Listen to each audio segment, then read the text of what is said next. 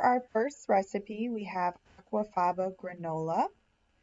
And if you don't know what aquafaba is, it's basically whipped up juice that you get from a can of chickpeas.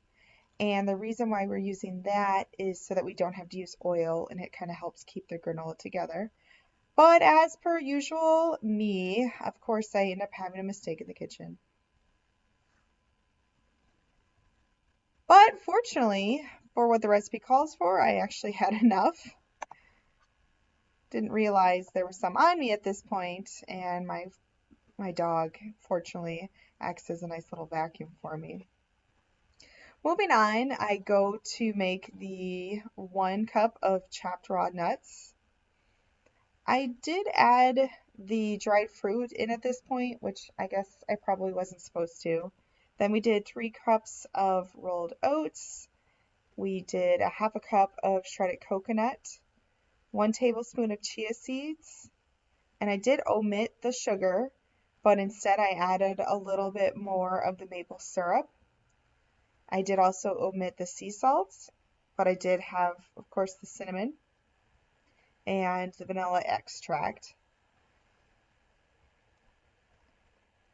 Mix it all together, got the oven on at 325. We cooked for about 25 to 30 minutes, and it was a pretty easy recipe for some healthy granola. Moving on to our next recipe, we have shepherd's pie, which is one of my favorites. I've already got the lentils in the pot and they are in a low sodium veggie stock. Then I throw in all the vegetables that I can find around the house. So we start with some broccoli. I had a bag of peas, corns, and carrots.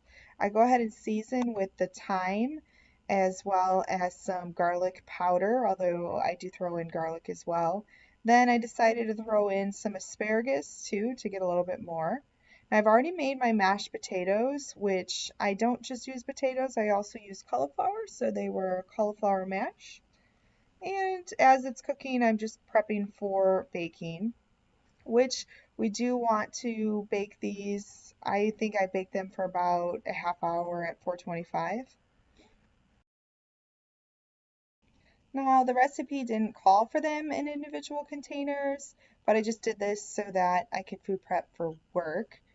And they were really delicious, and it didn't really add any of the salt like it called for. And the flavors really work well together, so it's definitely one of my favorites.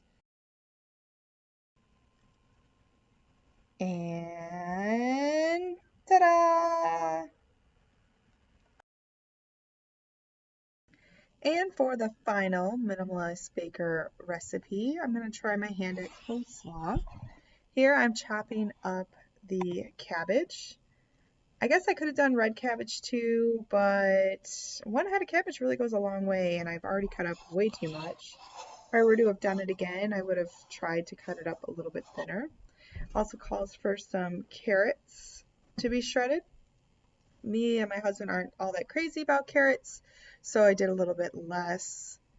And I'm also too lazy to try to julienne them myself, so into the processor they go.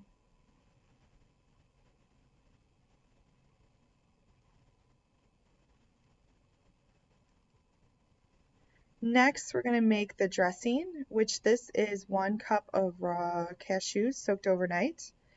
Then I went ahead and put in 1 tablespoon of maple syrup.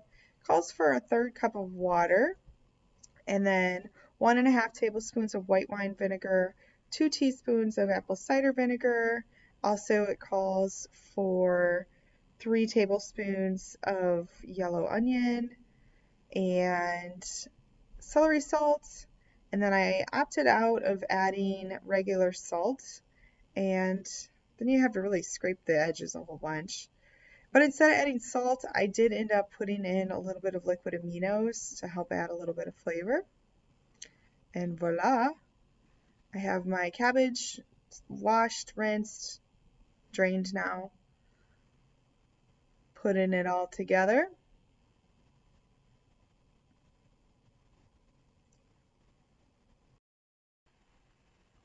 In the end, this turned out way better than I had expected. I am not a coleslaw eater, and I made a vegan version and I loved it. I will definitely be taking this with me over the summer when I go to barbecues, and will not even be telling people that it isn't regular coleslaw.